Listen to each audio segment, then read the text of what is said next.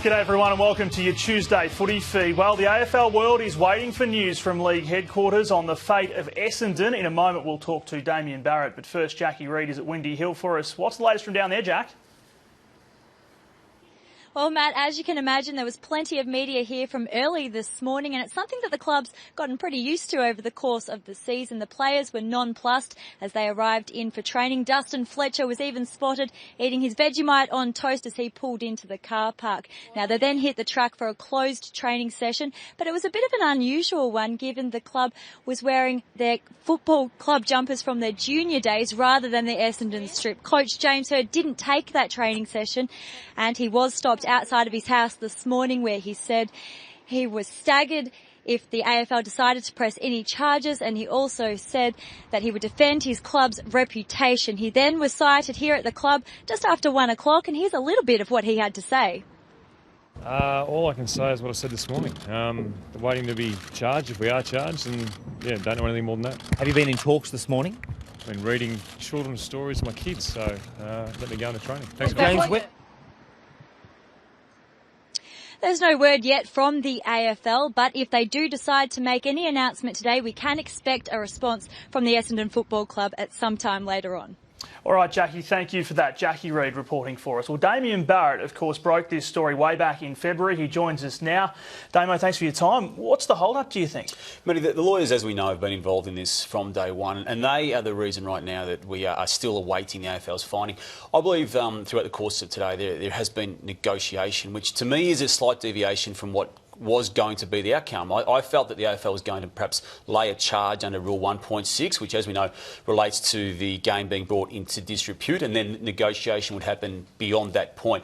I believe now that we are in a negotiation phase of some sorts. Now, what comes of that and where it plays out and what it gets to before the AFL does make an announcement, I don't claim to know. But I do believe strongly that there has been some negotiation between the AFL and the club today. OK, it has been a very interesting day, of course. Out the front of AFL House, there's a large media contingent in position, ready to report any news as it comes to hand. There was some speculation about a press conference this morning. Obviously, that didn't eventuate. So you think things have kind of changed? Potentially changed. I think the ideal scenario for the AFL is to get Essendon to agree to a point of what they will cop by way of sanction. There's going to be sanctions. The club knows that. It's getting to the mutual ground. And as far as I can tell this afternoon, there is no mutual ground. So there hasn't been a major change on that. But at least there's an attempt, as far as I can tell, to have the sanctions, I suppose, arrived at before we go into the next phase. I mean, that may not indeed happen, but there is an attempt at it. And it's the removal of the points, I believe, to be the real sticking point legally on this. Essendon is hell-bent, as far as I can tell, to not have that as one of the planks of these sanctions that will come their way. All right, Damien, thank you very much. Appreciate it. Yes, ma'am. Damien Barrett with us here in the studio. Well, to the day's other footy news now, and from Geelong, forward Tom Hawkins almost certain to miss Saturday night's clash with West Coast. The 25-year-old has been battling a back injury for much of the season, and Chris Scott looks set to give him a spell. It would be unlikely that we would take him to Perth. The travel is a factor, but it's only a slight factor. The more important thing is how he is in himself and how he's handling that back issue. Meanwhile, after a couple of weeks in the VFL, veteran Paul Chapman is potentially in line for a trip west. At Collingwood, Dale Thomas is on track to play in the VFL this weekend, training strongly as he recovers from his ankle surgery. The likelihood is that he'll play VFL this week, and that was off the back of today's session. Yeah, he needed to get to A level, and all the tests that we've done to this point have him thereabouts. Backing up from their win over the Swans, the Magpies are preparing for a Friday night blockbuster against Hawthorn. Confirmation from Carlton today, Andrew Carazzo's season is over. He's been plagued by calf problems all season. He joins skipper Chris Judd on the sidelines for the rest of the year. Judd, of course, has injured the medial ligaments in his knee. Now, a mathematical lock for the finals. Richmond is switching focus to what impact it can have in September.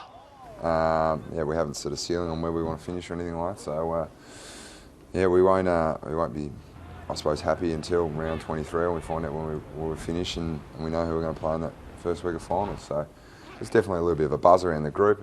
The Tigers take on arch rivals Carlton on Saturday.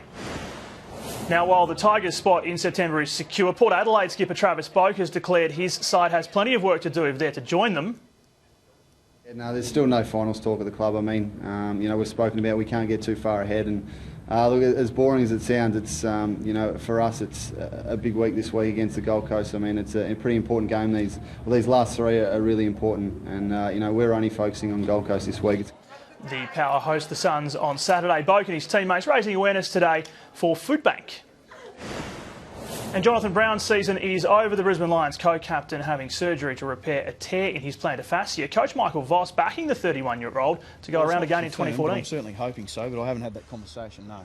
You're going to get in his ear as much as possible, say we need you? I probably will, but I'll let him rest for a little while, and then I'll start to bring out my best sell job and sort of see whether we can get him to go for another year. But the Lions face GWS on Saturday night, and that is your footy feed for this Tuesday. Of course, we are standing by for more on the situation at Essendon. When we get any word of an AFL announcement, we'll bring it to you live. We've got it all covered for you. I'm Matt Thompson.